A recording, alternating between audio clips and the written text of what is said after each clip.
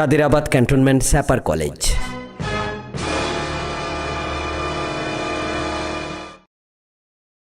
সুপ্রিয় শিক্ষার্থীরা, কাদিরাবাদ ক্যান্টনমেন্ট স্যাপার কলেজ কর্তৃক অনলাইন ক্লাসে সবাইকে স্বাগত। আজকের আলোচ্য বিষয় হচ্ছে অর্থনীতি প্রথম পত্রের 3 নম্বর চ্যাপ্টারের উৎপাদন ব্যয়। উৎপাদন ব্যয় কি? প্রথমে আমাদের জানতে হবে উৎপাদন ব্যয় কি।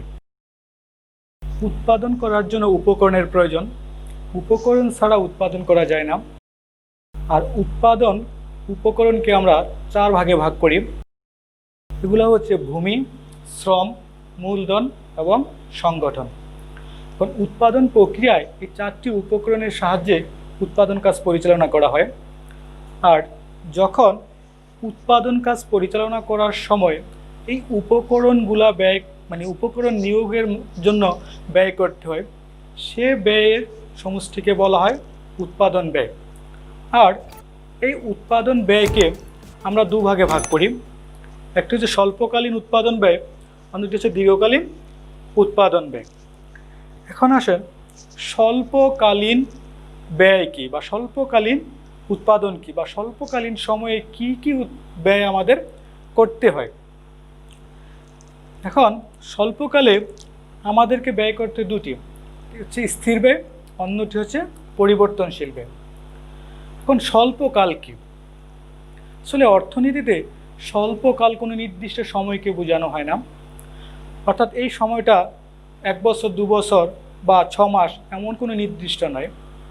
সময়টি হচ্ছে যখন উৎপাদনের ক্ষেত্রে স্থির উপকরণ এবং পরিবর্তনশীল উপকরণ, এই 2টি উপকরণ একসাথে উৎপাদন কাজে ব্যবহার করা হয়, ওই সময়কে বলা হয় স্বল্পকাল।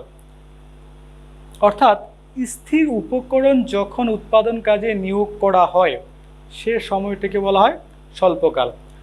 যদি উৎপাদন করার ক্ষেত্রে স্থির উপকরণ বা স্থির ব্যয় পরিবর্তন করা সম্ভব হয়, তখন সে সময়কে স্বল্পকাল বলা হয় না। এরপর আসো দীর্ঘকাল।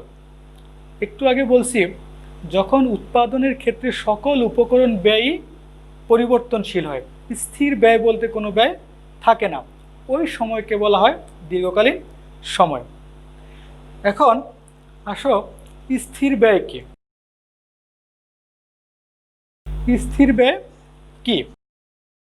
স্থির ব্যয় হচ্ছে ওই ব্যয় যে ব্যয় উৎপাদনের সাথে সম্পর্কযুক্ত নয়। অর্থাৎ উৎপাদন প্রতিষ্ঠান বা উৎপাদনকারী যখন উৎপাদন কাজ পরিচালনা নাও করে, তখন ওই ব্যয়কে বহন করতে হয়। অর্থাৎ উৎপাদনের পরিমাণ যখন শূন্য, তারপরে কি একটি নির্দিষ্ট পরিমাণে ব্যয় বহন করতে হয়। আবার উৎপাদন যদি বৃদ্ধিও করা হয়, তখন কি ওই ব্যয় বৃদ্ধি পায় না। অর্থাৎ উৎপাদন হ্রাস ব্যয়ের সাথে ওই ব্যয়ের কোনো সম্পর্কযুক্ত নয়। যেমন একটি উৎপাদন প্রতিষ্ঠানের স্থায়ী যন্ত্রপাতি বা বিল্ডিং বা এর রক্ষণাবেক্ষণ খরচ, স্থায়ী শ্রমিকের ব্যয়, এগুলো হচ্ছে স্থির ব্যয়। কারণ যখন একটি উৎপাদনকারী প্রতিষ্ঠান উৎপাদন কাজ পরিচালনা নাও করে, তাহলে কি বিল্ডিং রক্ষণাবেক্ষণ করতে হয় বা স্থায়ী শ্রমিকের বেতন প্রদান করতে হয়, তখন উৎপাদন বৃদ্ধি করলেও ওই ব্যয়গুলো বৃদ্ধি পায় না, এবং উৎপাদন হ্রাস করলেও কি ওই ব্যয়গুলো হ্রাস পায় না। কারণ এই অবস্থাটা আমরা চিত্রে দেখব। চিত্রে লম্ব অক্ষ হচ্ছে ব্যয়, ভূমি অক্ষ হচ্ছে উৎপাদনের পরিমাণ। আর এখানে দেখা যাচ্ছে স্থির ব্যয়ের পরিমাণ হচ্ছে ও এ। এখন আমরা যতই চিত্রের ডান দিকে যাচ্ছি, ততই কি উৎপাদনের পরিমাণ বৃদ্ধি পাচ্ছে। কিন্তু দেখা যাচ্ছে বৃদ্ধি পাওয়া সত্ত্বেও কি স্থির ব্যয়ের পরিমাণ ও এ পরিমাণ।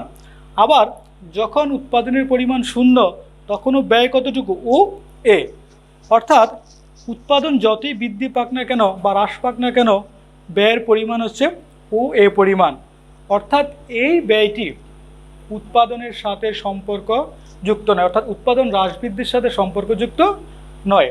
অর্থাৎ উৎপাদন শূন্য হলেও ব্যয় একটি নির্দিষ্ট পরিমাণে বহন করতে হয়। পর হচ্ছে পরিবর্তনশীল ব্যয়। এখন পরিবর্তনীয় ব্যয় বা পরিবর্তনশীল ব্যয় কি? যে ব্যয় উৎপাদনের পরিমাণের পরিবর্তনের সাথে সাথে ব্যয়ের পরিবর্তন হয়। উৎপাদন বৃদ্ধি পেলে ব্যয় বৃদ্ধি পায়, উৎপাদন হ্রাস পেলে ব্যয় হ্রাস পায়। আবার উৎপাদনের পরিমাণ যখন শূন্য হয় তখন সে ব্যয়ের পরিমাণ শূন্য থাকে। এই ব্যয়কে বলা হয় পরিবর্তনশীল ব্যয়। আমরা চিত্রে দেখব লম্ব অক্ষ হচ্ছে ব্যয়ের পরিমাণ, ভূমি অক্ষ হচ্ছে উৎপাদনের পরিমাণ।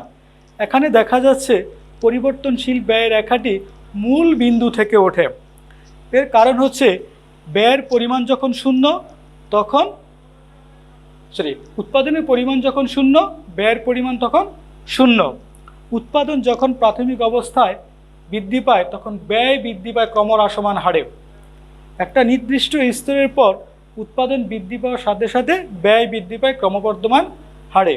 এ কারণে এই রেখাটি মূল বিন্দু থেকে উঠে লম্ব অক্ষের দিকে বাঁক নেয়। অর্থাৎ এই ব্যয় উৎপাদন না করলে আমাদেরকে এই ব্যয় বহন করতে হয় না। যেমন কাঁচামালের জন্য ব্যয়, আমরা যদি 5 একক উৎপাদন করি তাহলে 5 একক উৎপাদনের জন্য কাঁচামাল ক্রয় করি। যদি উৎপাদন না করি তাহলে আমরা কাঁচামাল ক্রয়ের জন্য ওই ব্যয়টা করি না। সে কারণে এই ব্যয়টি উৎপাদনের উপর নির্ভরশীল। অর্থাৎ উৎপাদন হ্রাস পেলে ব্যয় হ্রাস পায়, উৎপাদন বৃদ্ধি পেলে ব্যয় বৃদ্ধি পায়। এখন স্বল্পকালে এই দুইটি ব্যয়ের সমষ্টি হচ্ছে আমাদের মোট ব্যয়। সেটিকে STC equals TFC plus TBC।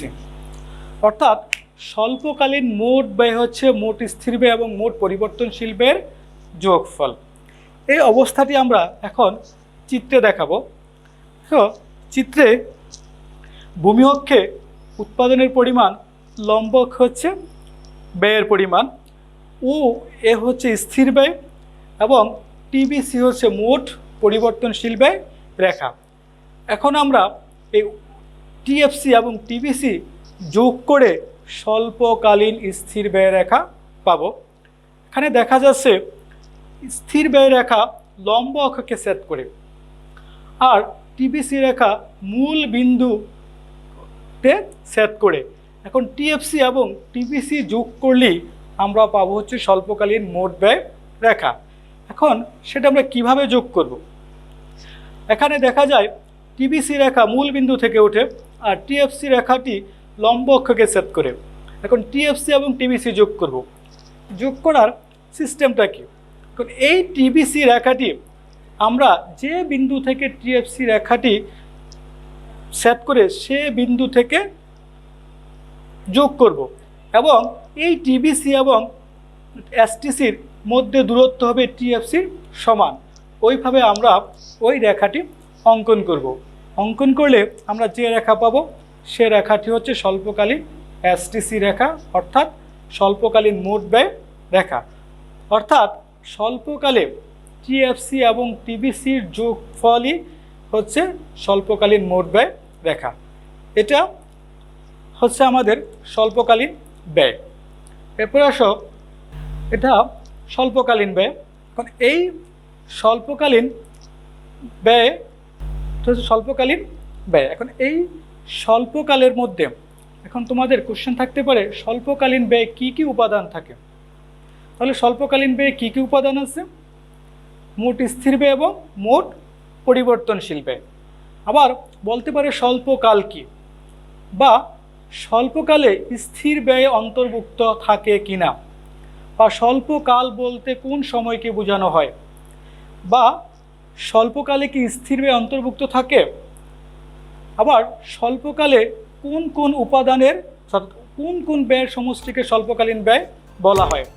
এভাবে তোমাদেরকে অনুধাবন বা ঘ এবং ঘতে কোশ্চেন থাকতে পারে। আবার সংখ্যাসূচক কোনো মান দিয়েও তোমাদেরকে স্থির ব্যয় এবং পরিবর্তনশীল ব্যয় রেখা অঙ্কন করতে বলতে পারে, বা স্বল্পকালীন ব্যয় রেখা অঙ্কন করতে বলতে পারে। আশা করি তোমরা এই বিষয়টি বুঝতে পেরেছো। ইনশাল্লাহ যদি বুঝতে না পেরে থাকো তাহলে আমাদের সাথে যোগাযোগ করবা বা কন্ট্যাক্ট করবা, ইনশাল্লাহ আমরা সেটা বুঝিয়ে দেব। ধন্যবাদ সবাইকে, ধন্যবাদ।